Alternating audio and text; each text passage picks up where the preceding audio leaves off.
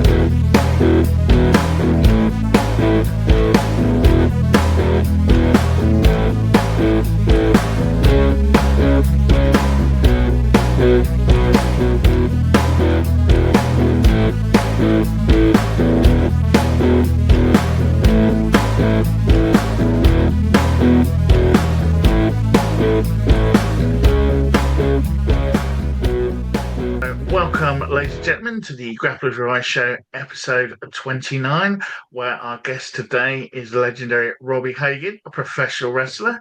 So welcome to the show, sir. Thank you for joining us. Not a problem at all, Brett. Thank you for having me, and be a pleasure to have a chat. Definitely, I'm really looking forward to this. Right, so my first question for anyone who's on here for the first time is, where did it all begin for you? Well, what a good question to start with. Where did it all begin? A very long time ago. I'm sort of 60 now. So I can really, my earliest memories of, if I give you a little bit of, if I go along my dad's history a little bit, and then I can sort of go into it, because my dad was a sportsman growing up. He was born in Bacup, Manchester, from a northern family. He played football. He was on Blackpool's books. He was a good footballer. There was talk, I don't know how much true this is, there was talk about him going to Arsenal, and he broke his leg, and he went to Yeovil, and he played for Yeovil for quite a while, and that's where he met my mum. So that's my mum's from Yeovil, and they obviously got together. Got an older brother. He was born in Yeovil. Then me and my sister, they moved to Bournemouth, and me and my sister were born in Bournemouth, and that's where I still am now. But my earliest memories of my dad was, I must have been 6, 7, and he was wrestling. I used to come home. He would take me with him. I would go to all his shows with him. I remember at a very early stage when he got into it, he was doing a lot of fairground shows, and there were some boxers in Bournemouth. There was a coloured guy who was a very good boxer. He was called Count Mombassi. a long time ago. He was very good, and Dad used to do a bit for him, and used to do some rings because Dad made his own rings, and he had some rings made. So a lot of the boxing people used to use him for the ring hire. I remember John H. Stracey owned a hotel in Bournemouth years ago, the British boxer, many moons ago. I remember Dad doing some shows for him. And Dad used to do a few of the fairground booths. He used to go on there and do some wrestling, and they would act as stooges for punters, and they would do that.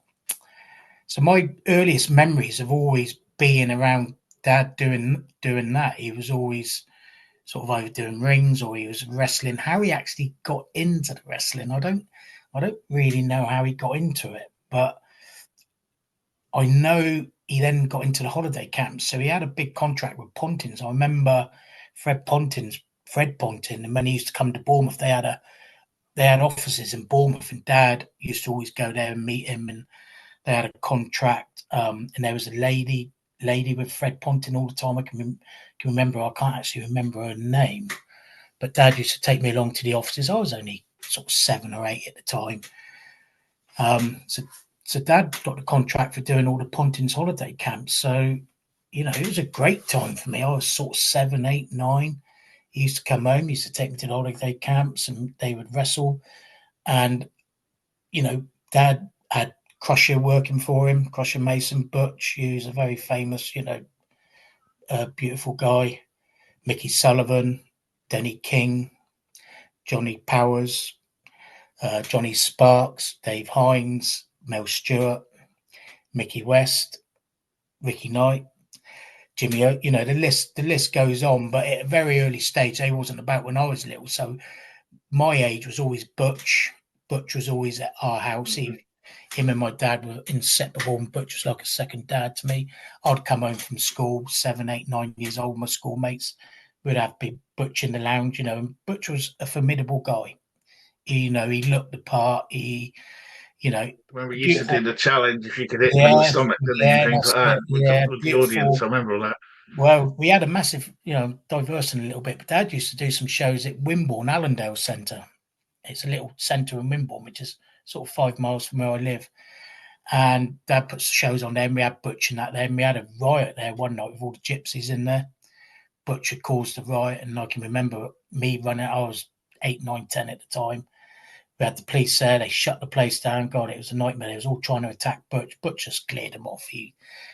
Butch was a beautiful guy. He was a lovely guy, and I loved him to bits. He was like a second dad to me. But he was a fearsome guy. He knew what he was doing, and he could certainly look after himself.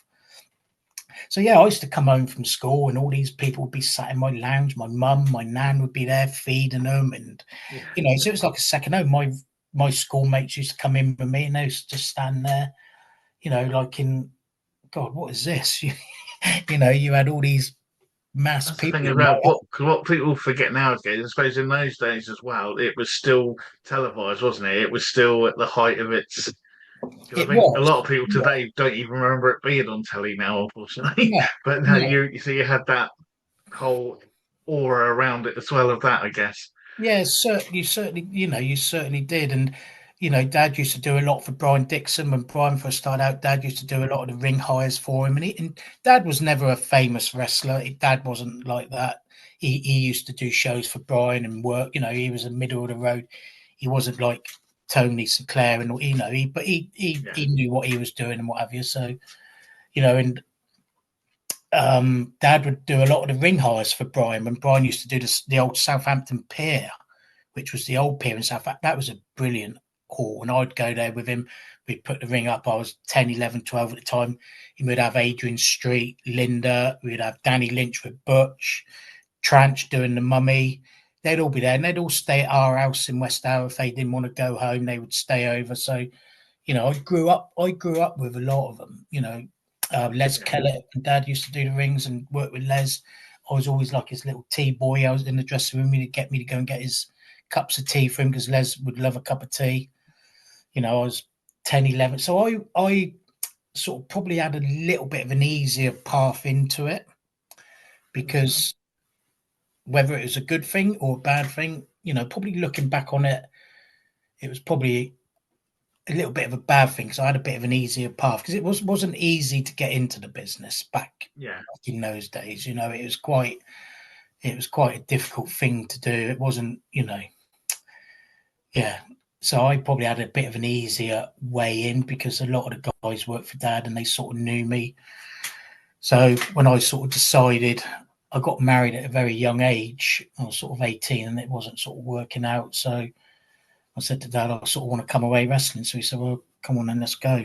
And that's how I sort of got into it. So he sort of just threw me straight in really on the camps. But luckily enough, I had people like Denny King, Tranch, Butch. I had some really good guys around me who would show me stuff and, just taught me along the way really and Sounds really showed me good. what to Yeah. do, what not to do.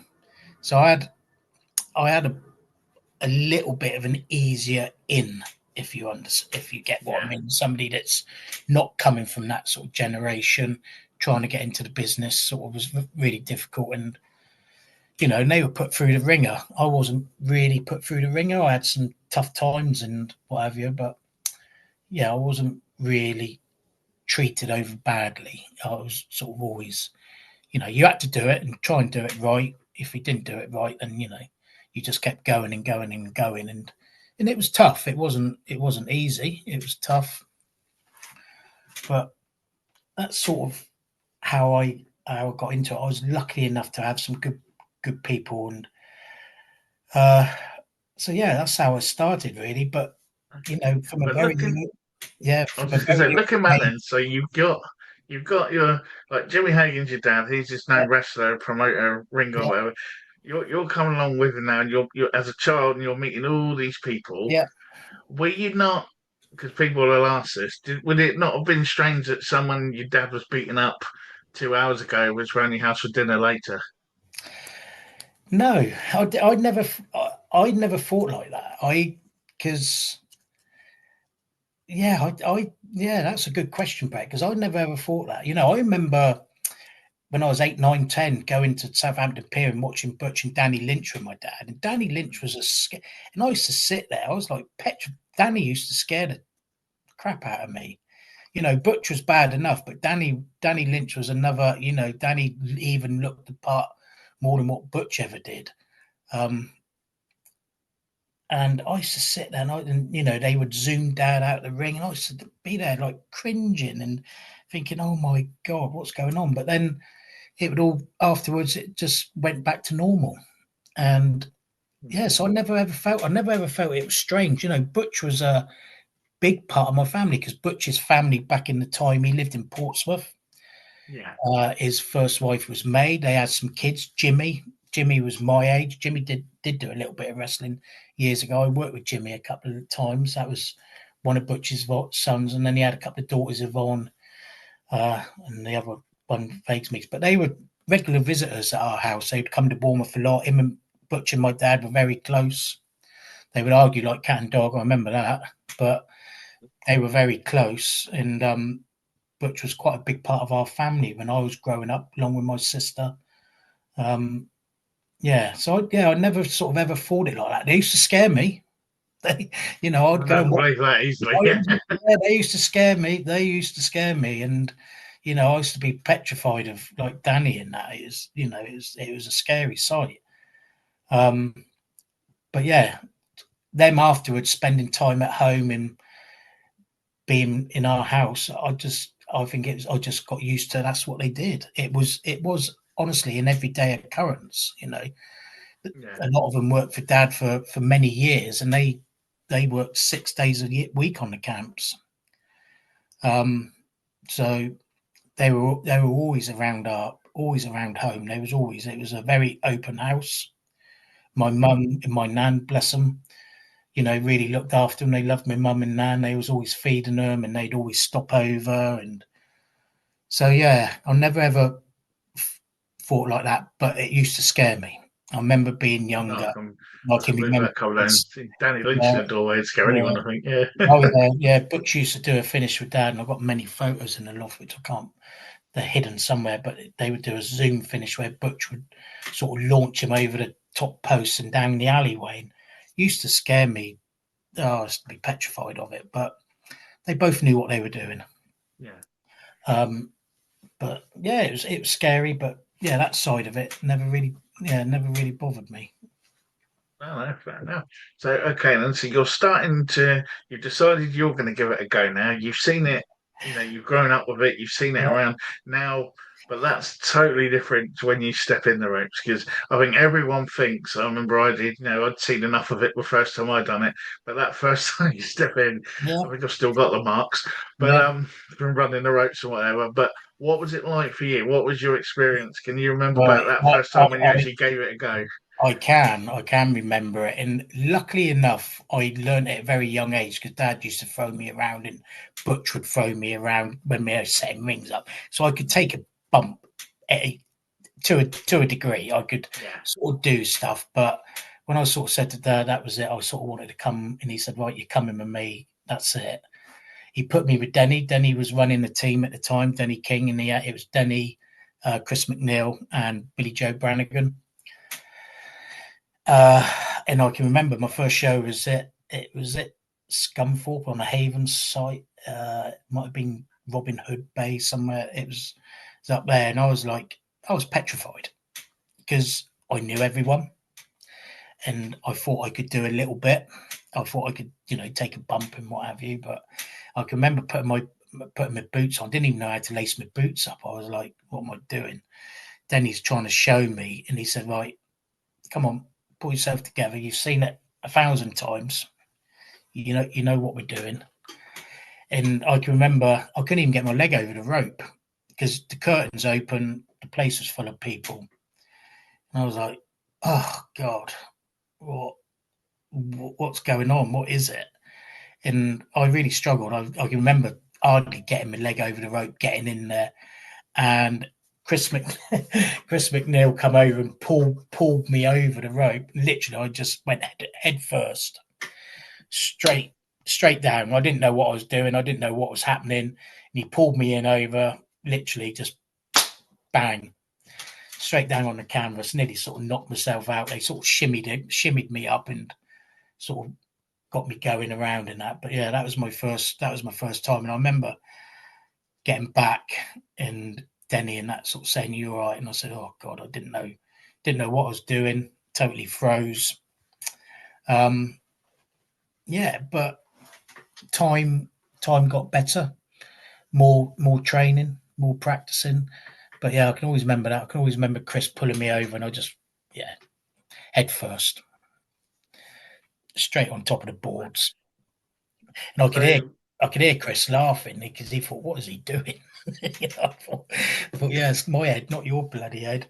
Um, but yeah, it just got better, as the shows went on. I spent more time practicing, training, more time with the lads, teaching me stuff, how to get along. So yeah, as a lot of things in life, sort of practice makes it better. yeah. So for people listening to this, I mean, as you know, as wrestlers and wrestling, when people talk about like the holiday camps and the camps, we've got a good idea of what that is. Some Yeah, people might nowadays because there's different people. Daniel Bryan was actually talking about the other week that he wished he could stay at Butlins and still do the circuit, and now even yeah. though he's in Deal Man America, what kind of lifestyle was that for you guys? Because you weren't just at one camp every night, were you? No, Then putting no, rings up, taking down training, the yeah. whole grind of it. Could you explain what that would be to people who wouldn't have a clue? The whole grind of it was pretty tough. It was a pretty tough environment. My dad had about 4 or 5 old transits, and they were old. A lot of them have holes in the floors, and my dad was a little bit of an Arthur Daly. We used to have a few vans with same number plates on them, and we'd have three. So going back in the day, all that sort of stuff. But it was tough. We would have the ring in the back of the vans, so there'd be 4 of us mainly. Sometimes in the van, we would kip in the back of the vans, driving around. There was certainly no luxury. A lot of the times we were doing 3 shows a day. If he was in Devon, because a lot of the holiday camps in Devon were quite compact, so there wasn't a vast amount of travelling. So we would do a 10 o'clock. I can remember our run in Devon was 10 o'clock Torbay Chalets. Uh, Dinner time, just after dinner time, we would do Dolphin, and then in the evening we'd do Wall Park. So it's like a 20-mile radius. So we'd do 3 shows a day down there. And it was tough, we'd do one show, get dressed, get the ring down, get it in the van, off we go, get to the next camp, get out, get the ring out, load it up again, get ready, do another show, and then get to the evening show. And the evening shows are always our better shows because there was always the atmosphere of the shows, in the evening. It was always better. But yeah, it was tough. It was not easy. Your body took a lot of punishment. It took a lot of punishment. We were doing 5 days a week on average, minimum 2 shows a day, and most of the days it would be 3. And then on a Thursday or Friday it might be dropped down to 2. And when we was in Devon, it was quite good because, like I say, the camps were quite close. In the Isle of Wight, the camps were quite close. But when we used to go to Wales and that, there was a lot of travelling. It was a lot of travelling. We would, spend a lot of time in the van, and we would get up to all sorts in the transit vans just to try and entertain ourselves. Some of it not so good, some of it okay. But it was in that kind of intensity, though, was there? Did you have time to be injured? Yeah, I injured myself a few times. I can remember one time at Canberra Sands. That was a Pontins holiday camp, and Ian Robertson Blockhead, he was the entertainment manager. He's quite well known. He's good friends with Shane Ritchie, and they grew up with them eras and that. And I still speak to Ian on Facebook and whatever, and he was a great guy. I can remember he was refereeing us, and it was me and Mel. Me and Mel was working, and one of the boards had split from the ring. It come away. And as I ran across, my ankle went down and then just literally snapped my ankle over. And I was like screaming like a pig on the floor. I managed to get out and get me out. But yeah, I snapped my ankle there. Chris McNeil and Denny, I've blacked my eyes where they've done some vaulting, gone under their knees. So yeah, but I've had black eyes, I've had split lips, broken nose. So, things do happen along those ways. Try to get that ring down and get to the next one. Yeah, but yeah, you just have to get on with it, get on with it and dust yourself down. And there was never no sympathy, Sometimes the lads would cover each other. Say if I was crook, I remember when I done my ankle, I couldn't wrestle for a number of weeks, but I'd still go with them. And a lot of the lads, we would double up. So there'd be 4 in the team, but if one was dropped out, that was only 3. And then you had to do 2 bouts for the show. You had to have a 2 bout. So one of the guys would double up. One would go in first, then they'd go in again on the second bout. So, Denny, bless him, Denny was always up for doing that. Denny was a bit smaller than what we were, and Denny was a fantastic wrestler. Denny King, him and Mickey Sullivan back in the day, they were fantastic wrestlers, fantastic show they would put on. So Denny was always the fit one out of all of us. So he would double up quite a lot. He would do 2 shows, and I think he's paying for it a little bit now. You met him at Scott's celebration the other day, or struggles walk, backs and what have you. So I've had 2 new knees put in, 2 new full knee replacements were done when I was 55. So that was quite young to have them done. But a lot of it was due to the wrestling, just worn out knees basically. So yeah, I've had them 2 done, and a lot of the old wrestlers have had knees replaced and what have you, just through the wear of it and the punishment they take. They take a lot of punishment. That's a good point, because people may be listening to this. Hopefully, most people listening to this will have a better idea of what pro wrestling does involve, because we try to educate. But for the people that would say, and I hate using the word that it's fake or whatever. As you say, you've just said a lot of things that have just happened to you and just a few of the people I mean, what kind of, obviously that's just on the camps you tend to, and even later on in your career when you're hitting for the bigger promoters and going out, like for the different shows and whatever, what kind of physicalities were you under every night compared to Because Tough. it's all like UFC fighters, they get hurt as well, but they fight twice a year or so. I Yeah. mean, I know they spar and all that, but you're out like every night. What sort of schedule were you on? I mean, you said about the camps and that. It was tough when I so as I sort of progressed through a little bit on the camps, and I sort of, Dad knew some people. I'd started doing some work for Orig and started doing some work for Brian. Um, and and then I was sort of going into the leagues with Danny Boy and Chick Cullen, Dave Taylor. So I got to then start mixing around with them lot, and I did quite a few shows for Wrestlo for Orig. Me and Danny did Yeah, quite a few on there and what have you. So I was sort of started to sort of move along that way a little bit, and then and I was always taken aback by them. They were top guys, tough guys, tough yeah, guys. Guys that I've got so much respect for because they sort of took me under their wing to a degree. Sort of not, I wouldn't say looked after me, but yeah, they didn't sort of take any liberties or whatever. They grafted, and you had to yeah, graft. You had to know what you was doing. If you didn't know what you was doing, then you could be in trouble. And they were tough. Tough shows. Me and Danny worked together quite a few times. And we would batter. We would hit each other. It wasn't. I was always sort of known as being a bit solid. I don't know whether I ever was, but I always, when I saw Johnny Kidd the other week, he said, "Bloody hell, Robbie," he said, "You were so." But that's how I liked it. I liked it sort of like that, a little, a bit solid. It was, and if somebody caught me, they caught me. It was, yeah, I liked it to be solid. When I was posting and stuff like that, slams, I liked it to be real. yeah, It's just how it was for me, and a lot of the people like Danny, Fit, Marty, Dave Taylor, Tony, they're all like that as well. It was solid, um, solid stuff really. So and it was a tough schedule. You'd gone in with them, and when you come out, you knew you'd been in there.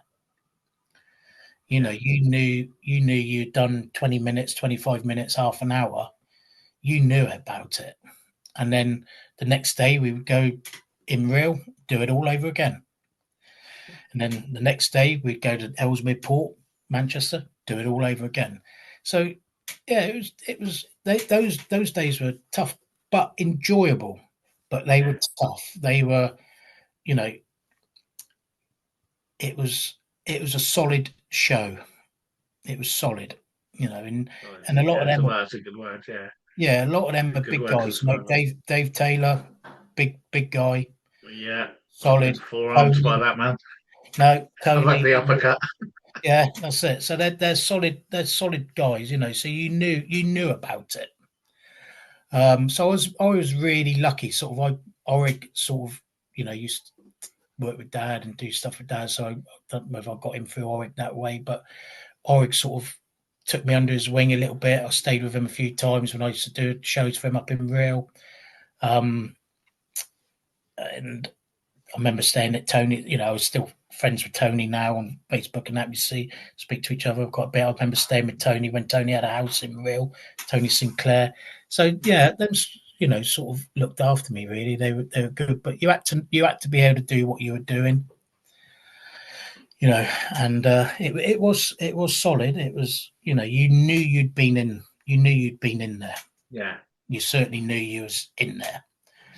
And I liked it that way. Whether I was brought up that way or whether that's what I was taught, I could never really, nobody really ever sort of beat me up or anything like that. I never had that, but it was always quite solid. It was always, if you got a hold on, you got a hold on. yeah. That's something I said to people. Man, all those holes are legit holes because it all comes Yeah, from yeah, traditional wrestling or yeah, catch yeah, as yeah. catch. It's just how hard you want to put it on, and it's the whole Exactly yeah. that. But Yeah, yeah. They're all solid moves. They've all got the potential to do something mm, quite bad, and but it was solid. Brett, trust me, you knew you'd been in it. Let me put it like that. So yeah, I can believe that. Yeah, 100%. yeah, the schedule was hard. It was hard, but also it was enjoyable. You was learning. I probably now looking back a little bit, I wish maybe when I was sort of around the 89, 90, 91, so I went to Germany as well. Oric got me over to Germany, Yeah. which was like, Robbie, you're going to Germany. And I was like, what? He said, you're going to Germany. I got you in with Peter Williams. You're going. And I'm like, and then you had Fit, Taylor, Tony, Scott Hall, Chris Benoit, Owen Hart, and I'm like, Yeah. well, what's going on here? This is way above my head. But Me and he said, you're going. on Yeah, last week's episode where we had Flatliner on and we were yeah, both talking about like being fans growing up with yeah, sort of similar ages, and yeah, like Germany was for us, that was the WrestleMania, that was the World Cup. As a yeah. fan growing up with English or British wrestling, Germany was where the big boys played. That I, was the one. If you yeah, made it, that was your I, that was well, your big place. I was taken back by it. This was winter 1990. Oric just come to me. I'd done one of his shows, and he said, "How do you fancy going to Germany?" And and I can remember Dad and Butch years ago doing Germany, but it was never on my radar. And and let's be honest, I'm a short ass, so I am a short ass. So a lot of those over there are monsters, and I mean monsters. And he said, "Do you fancy going to Germany?" I went, "What?" And he, in his Welsh accent, bless him. "Do you want to go to Germany?" I said, "What?" He said, "Where you going?" And I'm like, "What do you mean?" He said, "Finley and Taylor will pick you up in Manchester train station. They'll drive up to Hull. They'll get a ferry. You go on the ferry with them to Zeebrugge. Your first stop is Hanover." So me with my little bag, off I go. I don't know where I was staying at the time, to be honest. I might have been back in Bournemouth, but I think I got the train to Manchester. Dave Fit pulled up in his BMW. Then he had a BMW back in the day with Dave Taylor sat in the front. I'm like, what am I doing? What am I doing? Got to the car. I went, all right, yeah, get in the back. All right, in the back. So we drove to Hull, where the ferry was, and it was an overnight. It was an overnight crossing. I remember that. And we had a cabin, and we went to like their disco in the boat. And what was I at the time? I must have only been 1990, so I'm sick, sort of 24, 25. So they're all in the bar drinking. I'm trying to keep up with them. I'm shot away. Them two can drink. And I can remember going back to the cabin, and it felt like the boat was going. Oh, and I'm thinking, what am I doing? We got to Zeebrugge in the morning. They oinked me out of bed, and I remember Dave Fit driving to Hanover in the car. It's quite a journey. And then we got pulled up in Hanover, and the tent was in the car park, in the Hanover car park. And it was all like a gated community, and all the caravans was in the community. So they would give you a caravan.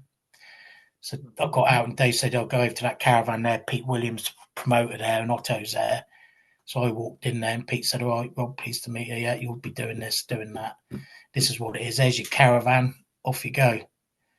So they give us our caravan. So I was there for about a week and a half, but I was just sort of struck by it. I just couldn't believe what I was doing there, and I was petrified. Honest answer, I can remember being petrified. I was just, whoa, this is out of my league. I'm not for That's sort of these. what they call imposter syndrome. Yeah, they call it. Yeah, I'm like, Yeah, what am that's I? the thing. Yeah, should I be here or yeah? Yeah, well, I Oh, definitely felt like that. I definitely felt yeah, like that. You know, looking back on it, I can always remember sitting in the dressing room with them all in there, and they was all right. How you doing? Yeah, you're right. And I can remember, I think the first night I went on with Steve Wright. You know, oh yeah. God, what a brilliant grafter, brilliant. But I was just lost. I didn't know what I was doing. I was just, but it gradually got better, I think, and I was sort of there for about a week and a half or 2 weeks, and then they let you go. So Peter said, your time's up, go on back. So I flew back. He said, and that Hanover was like October time, and then Bremen was it's Christmas time. Yeah. He said, but we'll have you back for Bremen. He said, you can come back in a couple of months and we'll have you back at Bremen. And right enough, they got me back over. I went to Bremen. And the second time around was much better. I just felt a bit more because Fit was there, Dave Taylor was there, Tony was there.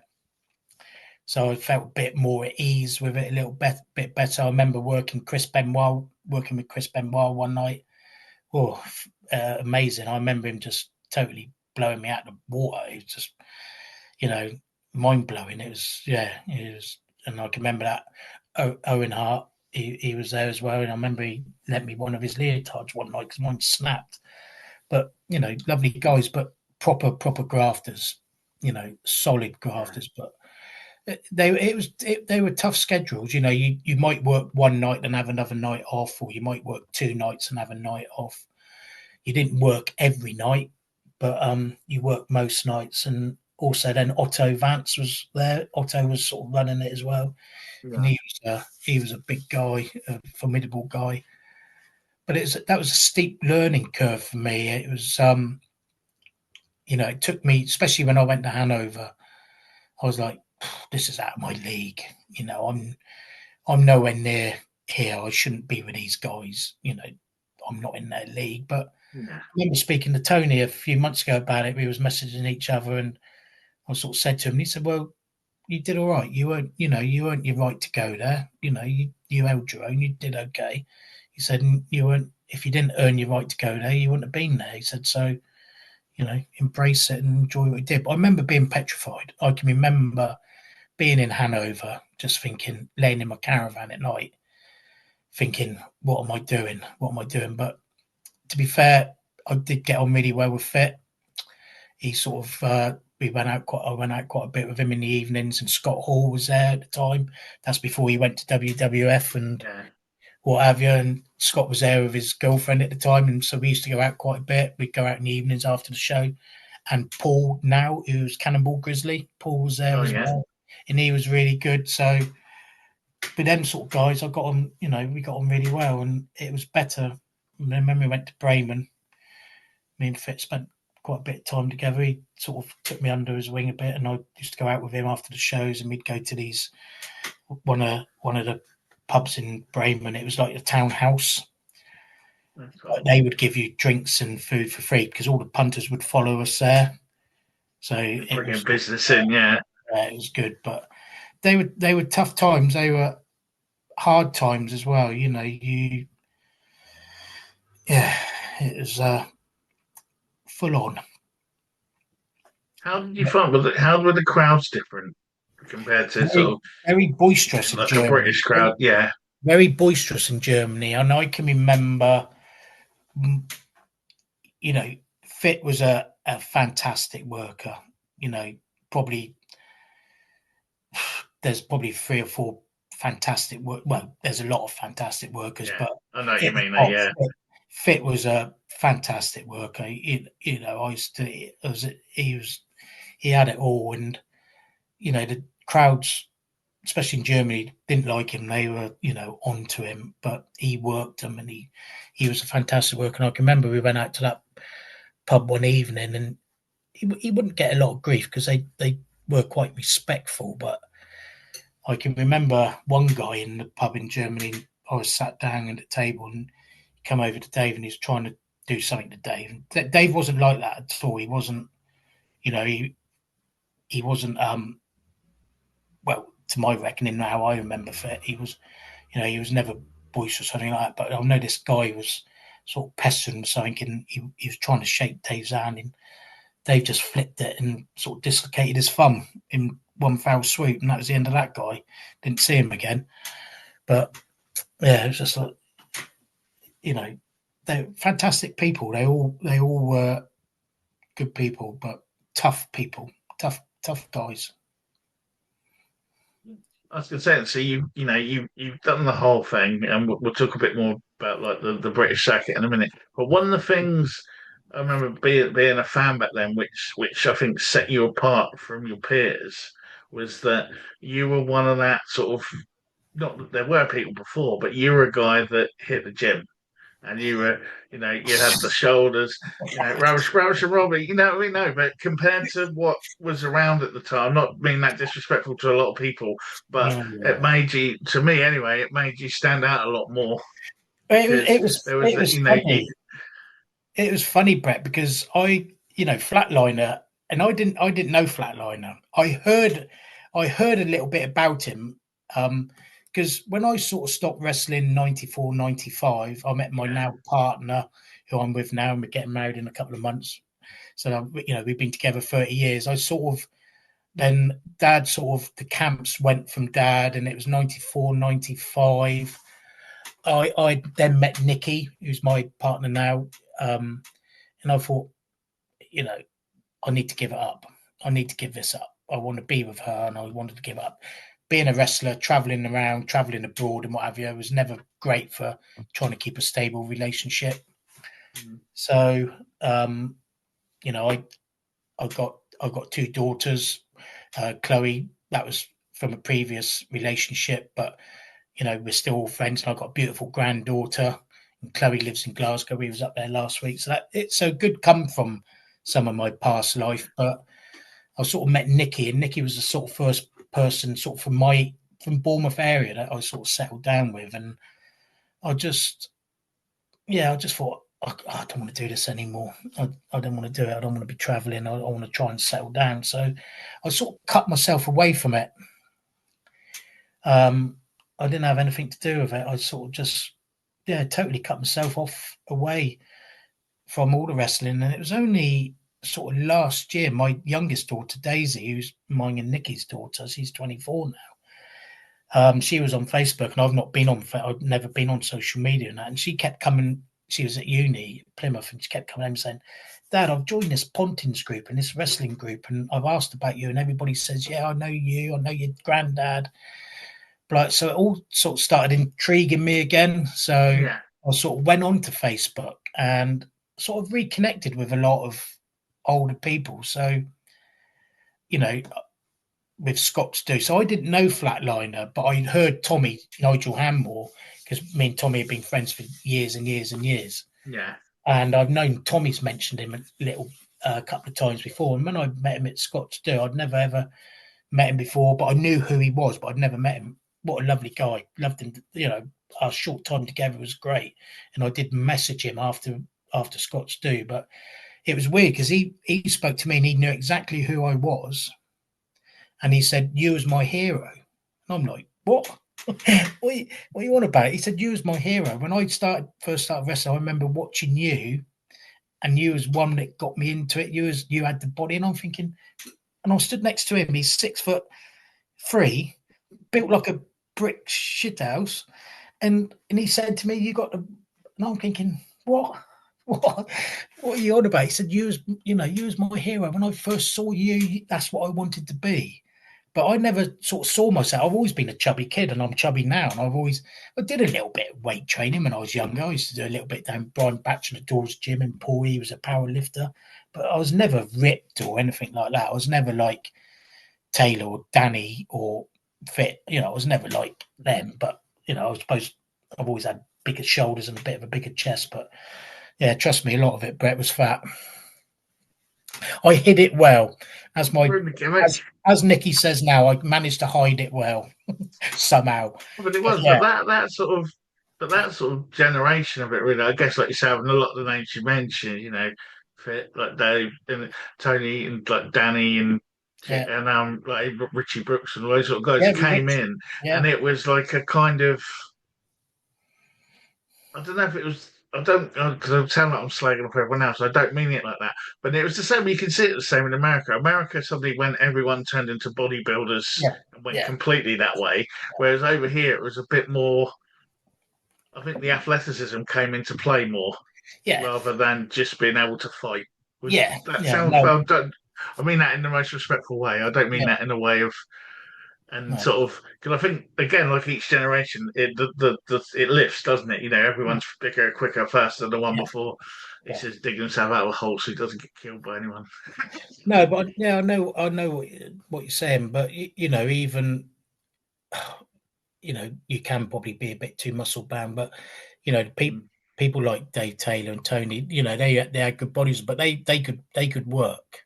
Yeah. They But could they could, they they had could that work. that's what I say, it was that functional Yeah, strength fitness yeah, rather than just yeah. That's it. like the No, sort of the guys that can't move. Yeah. yeah, Oh, 100%. Yeah. yeah. No, totally get that. So yeah. So Flatliner was sort of saying that to me, and I never sort of classed myself as that. I always tried. I remember Tranch. I've got a big tattoo on my leg with a bodybuilder and a weightlifter, and it's got Nature Boy. Because Tranch, when I first started saying, "Oh, call yourself Nature," and I didn't even know about Ric Flair and people like that. He said, "So I got big Nature Boy." He said, "Call yourself Nature Boy." Then when I started working for Orig and did some for Brian and Scott, it's all do ravishing. I'm thinking, whatever, you can do whatever, but I certainly didn't sort of think along them lines. I've always been a chubby lad. I was, I could hide it well, Brett. I could hide it well. Hence the uh, leotard. fair, I did. That's Yeah, similar. yeah, Um, so yeah, that's probably where I got that. But yeah, but so going back then, right? So you're now Germany is coming along. You've moved out onto the more the full time circuit. The camps are still there, but you're yeah, doing the circuit yeah. now. What was it like then taking that step up from? Because like I say, camps are great, but it's like saying 4 or 5 people in a van, like I say, going around, and suddenly you've got a booking sheet, and you're like, oh, you're in Liverpool tonight, Yeah, Bournemouth tomorrow, yeah. London the next day, Wales the next. What was that sort of step up in the career like? Oh, I can never. I was never a star. I was not. I was a journeyman who would fill the bill. I was never seen as a star, but I could, I could, I could grapple a little bit. I could wrestle a little bit, but I was never a top of the bill or a star like that. But I was always busy. Orig always gave me work. Brian sort of gave me work, and I can always remember having a lot of respect for the other guys. I can always remember that. I was always respectful, and I still am. I was, and I see them and I speak to them and what have you. And I saw Brookside. I haven't seen Robbie for 35 years. Yeah, And we had a hug and everything. And so there's always that. Last time I saw Robbie, he was doing a little bit for Dad on the camps when he first sort of started. So it's been a long time. But so I always have respect for him. Always people like that, Marty Jones and everybody.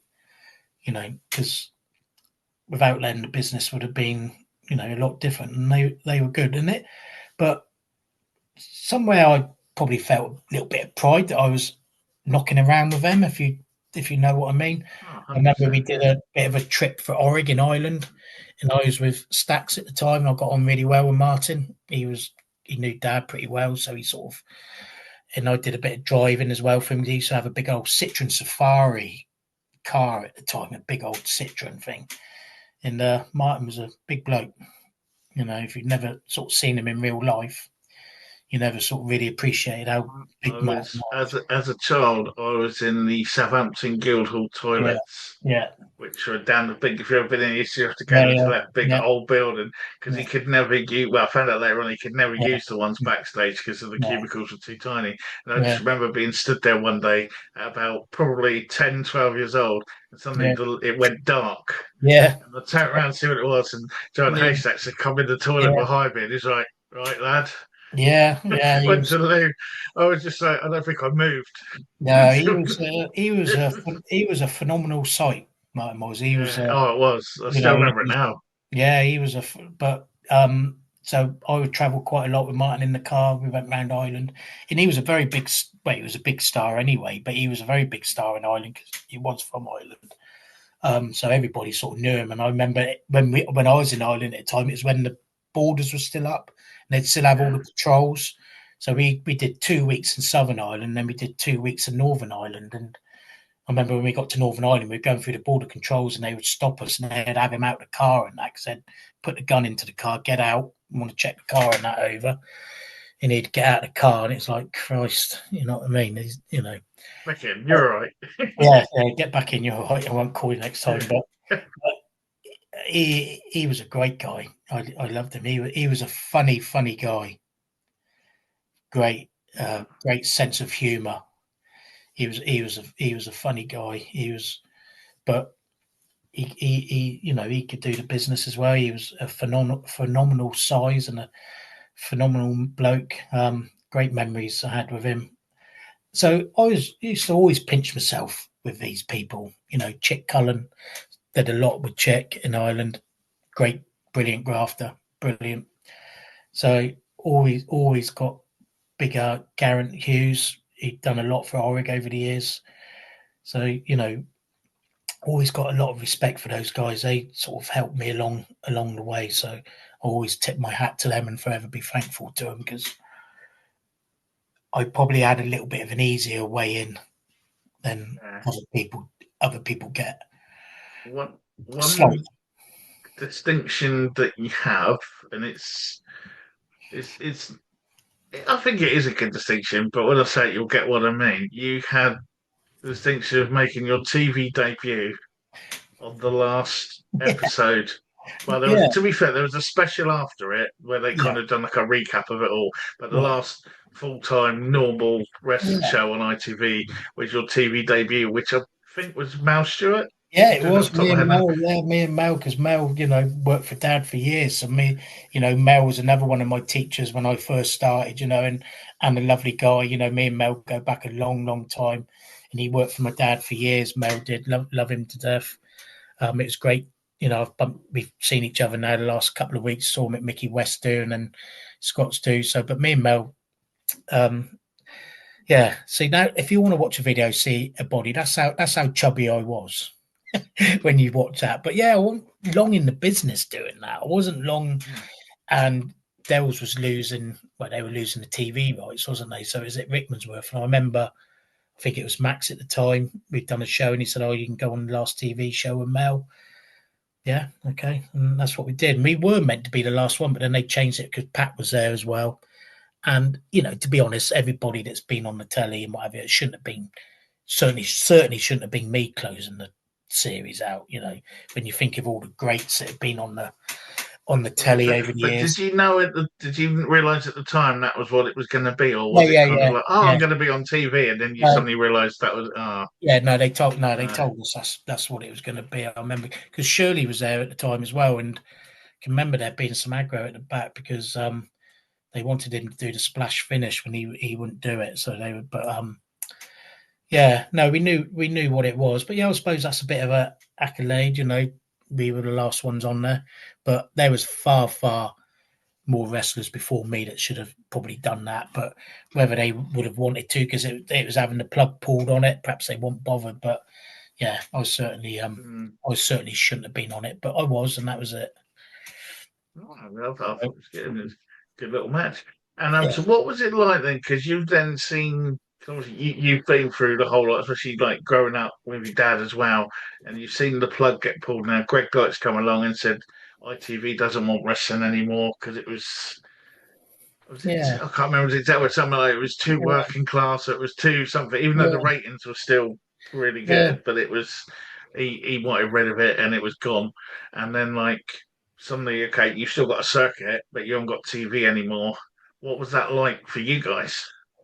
Well, I think for the main guys, that's when Germany and Japan and Austria all started coming in for the top guys, and I mean like the Taylors, the Tonys, the Roccos, and for us it didn't. For my sort of level, I suppose it didn't really change. We still had the camps, and I was still doing stuff for Oregon Brian. But I know, Japan was quite a big scene for a lot of them. They used to do a lot in Austria as well. So Are yeah, you noticing any changes as you're going around on the circuit now? Are the houses staying the same, or is it starting to? yeah, I think it started to die a little bit, especially in like the seaside towns for Orig Yeah, and Brian. So I remember we used to do the Hippodrome in Great Yarmouth, and when the TV around, you couldn't buy a seat in that place. It used to be rammed. I remember the last couple of times we finished, there wasn't many people in there at all. So, and I think were the Americans starting to do a little bit as well? I think that's when that yeah. They started. had a couple of episodes. I Yeah, think like once. I think they only had about 2 or 3 episodes, about one every 6 weeks or so. It was yeah, on ITV, but it was always if you had Sky, had Sky. yeah, When Sky was a cable yeah, channel. Remember the dial on the yeah, wall? yeah, I had to yeah, explain that the other yeah, day, yeah, but it was about 6 months behind that still. So it was a yeah. dated show, but a lot of people had never seen it before, so it was No. I think they used to I front think load it it was with a the bit British of a Bulldogs. yeah. I think it was a bit of a crossover. I think they'd lost the TV rights, so a lot of the bigger stars were then starting to look going elsewhere Yeah, because there was no TV and what have you. They were still doing the British shows and they were still working for Orig and Brian and people like that. But a lot of them, Japan and a lot of them went to done America as well. So yeah, maybe not the WWE. Adrian Street went there years ago, didn't he? With Lyndon, he forced a yeah. very successful career over there. But I can remember, the Hall sort of dying off a little bit, but I sort of got out of it then, sort of 94, 95. I think not. I met Nicky in 95, and I was still doing the odd little shows in 95. So Yeah. definitely towards the end of 95, I was out of it. And like I said before, I sort of cut myself. Well, yeah. Probably when I look back on it now and I speak to people and some of the memories, I think maybe I shouldn't. But it's just the way it was. It's just what happened, and I just didn't want to know it anymore and cut myself away from it. So yeah, I don't really know really much after 95, what went No, on no, really no. after that. So um yeah, I remember doing again for Orig when the Americans first come over, and Dave Taylor put some on Facebook the other day. There's an undercard. It's on my photos on Facebook. That remember I would say, Mike, you lot are going to the Bright Centre tonight. Your warm up act for the Yanks are coming over. So if you look on my face, there's a photo Dave put on Facebook. It was Yeah, me, Danny, and Dave against Johnny South. Six of us went, but we went to the Brighton Centre, and it's when they first started coming over. So the Yanks was all coming in the dressing room. We had Mr. Kurt Henning there, Brett come in, Davey was there, Coco Beware, the yeah. couple boy That's came right. Yeah, in. because they had to have an English match Yeah, on they to had get to the have us license on. or something, didn't they? Something like that. Oh, I remember that. We Something had to like go that. on. Yeah, We had to go on first. But basically, they had to have us before they could do anything. So we were like a warm up show. We yeah, went on. The crowd are all still coming in. And we were in there grafting away, and that was a great experience because they all sort of come in and all said hello. I remember Demolition were there as well. The two guys who did Demolition, God, they were big units. They were.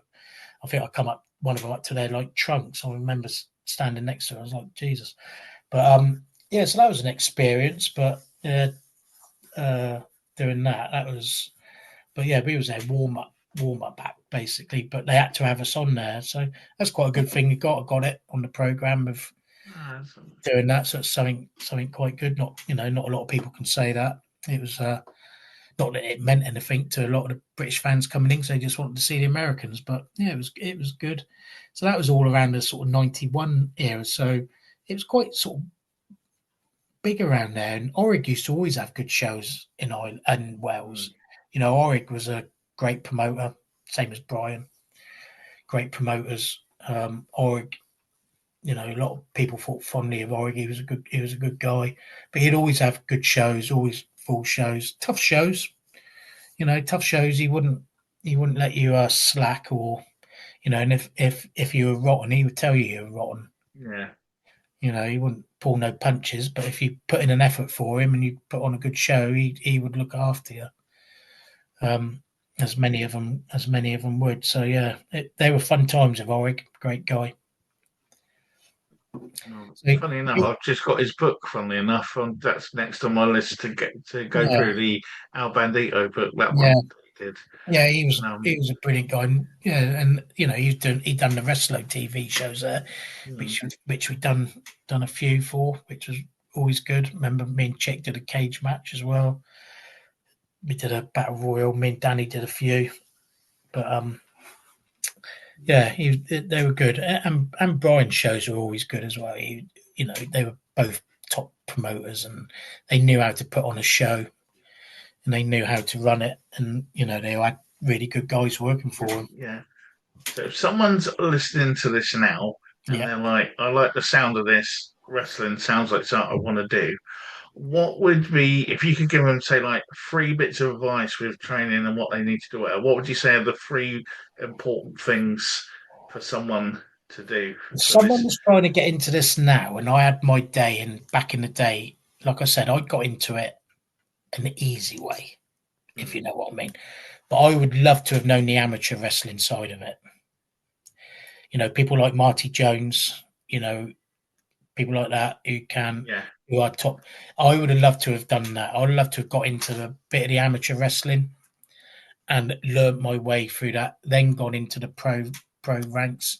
Having that sort of amateur background, I think is great. And if I was younger now, even if I didn't do pro wrestling, I would have loved to have learned amateur wrestling. It fascinates me, just seeing it, because if you look at it and you watch it, you think, God, that's crap, but it actually isn't. It's a tough. So my first thing would always be get into that, trying to get along them lines. I wish I did it. I might have done better in my career if I knew all that sort of stuff and could do all that. I might have done a little bit better. I don't know, but I would definitely do that. And once you've sort of progressed that way and you're looking to do a bit of pro ranks, you need to have good, proper trainers. I.e., like Marty. Marty does his squared circle. Ricky Knight does his. Long friend of Ricky's. He does well doing what he does. I don't really know of any other trainers apart from them two, because I've sort of been out of it for a long time. But I know just with Marty on his Facebook and that, so definitely someone like him. Yeah. Some definitely tough, and probably put you through the ringer, but at least you knew you were being taught, and you were being taught properly. So yeah, I wish, and I wish now sometimes when I was sort of wrestling and, Marty used to do a bit of training back then. I wish then, like Darren, Kid McCoy and that, they used to go and train at Marty's. I wish back then I went and did that with them, went there, but I didn't. But looking back on it now, I probably think, wish I went and wish and did that, because, that's good grounding. Yeah. If you're trying to get into this sort of sport and, knowing what you're doing and being able to do stuff like that, it helps you along the way. Excellent. Now, if anyone is listening to this and they're interested in getting in touch with you in any way, what would be the best way to contact you, sir? You can give them my email address. But yeah, well, I'll tell you what, I could do the Facebook link. Would that be easier? Then you can screen them out as well. Then if it's just in case, I can put that. I can put that link in the on the note. Then that's fine, mate. Yeah, because might be people who lost touch with it here, or someone who thinks, tell me about that bit a bit more, or whatever. Oh, that's cool. And my final question then: what was the one match you didn't have that you were looking now you wish you'd had against anyone from any point in time or whatever? Oh, right. Well, maybe two or three if it's a hard list to. I know sometimes picking one is.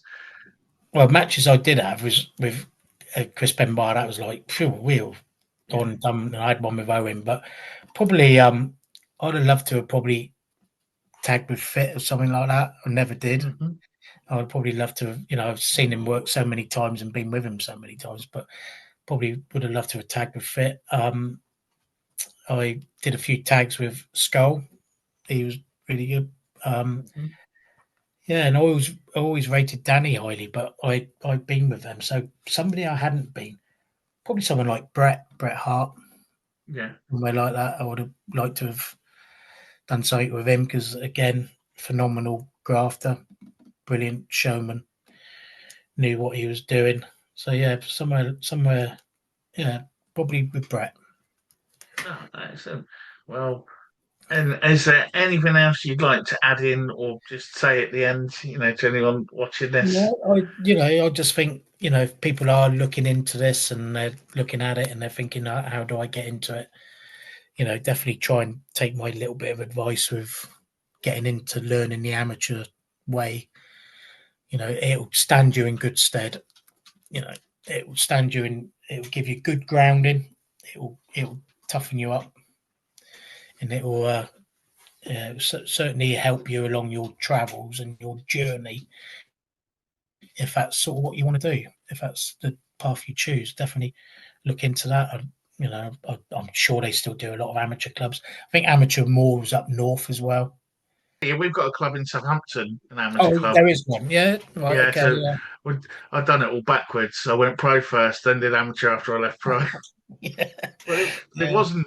It wasn't where you put. You say no down here. There wasn't much, was there? And No, it was. you're right. You had a rig in your garden, but you're all right. But Yeah, pro was all amateur was always, I always led to believe when I was younger, it was always sort of quite a northern thing, amateur wrestling. yeah, we're the lowest. We're the lowest one down the country. Then I think Well, I think Windsor's the next one, oh, right, okay. and then I think Slough, whichever's nearer. I don't know. Well, we was always known as Southern Softies. Yeah, So, that's it. so yeah, We try and get it better. Yeah, the Northerners are always the harder group. But yeah, I that's one thing I would definitely do if I was younger. If I could take it, my knees was good. I would love to have definitely learned the amateur side of it a lot better than what I ever did. And I didn't learn it. So, I was sort of thrown in doing the pro wrestling, and that's what I did. But yeah, definitely along those lines, and get yourself a good trainer. No, thank you very much. And well, thank you very much. I'll end that one now. So thank you for joining us this week. It has been a huge pleasure, sir. No, it's been great, Brett. It's been lovely to talk to you, and it was lovely to meet you the other day as well. So that was all good. But yeah, it's been a pleasure, mate. Thanks again to Robbie Hagen for joining us this week. I've been your host, Brett Summers. We'll be back next week with another guest. In the meantime, if you want to keep up with what we're doing, check out our website on the grappleofyoureye.com. We are all over the social medias on Facebook, Instagram, and all the rest. And if you'd like to listen to our podcast, we are available on Spotify, on Apple Podcasts, and all the usual podcast devices. Please rate and review us. It really does help out. And if you'd like to watch our episodes, you can track us down on YouTube, where you can watch each week, where you please give us a subscription and enable your notifications, and please comment on the episodes. It's all appreciated. Anyway, in the meantime, as I say, we will be back next week, so we just need you to stay safe and stay on the mats.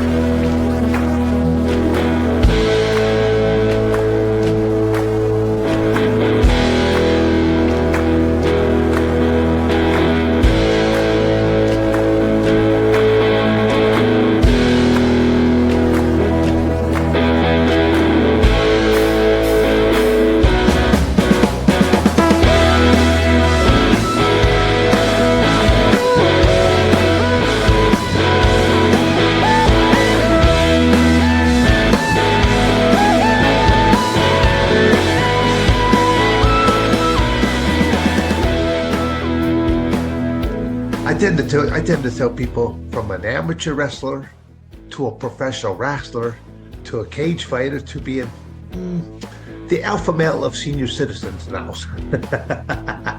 I would definitely recommend BJJ. I say quite frequently, I think it's really helped Clay. It's given him some structure, it's given him discipline, and also, but probably the most important thing, it's given him a routine. I mean, with the training, he knows where we're going to be, what day. He goes into the same gym or the same gyms now, because he trains at different gyms, and it's helped him. It's built relationships with his peers. He's got great friends. He's got some great role models in the gyms that he trains at, with not only the coaches but all the adults that are there. And it's just a great environment. It took me by surprise. It wasn't what I expected when we first walked into a gym. And it's interesting in that there are a number of tournaments that are promised and organized with the Future Federation. And in one of them, there's a clause there will be tournaments with strikes involved, but they will be held under different regulation.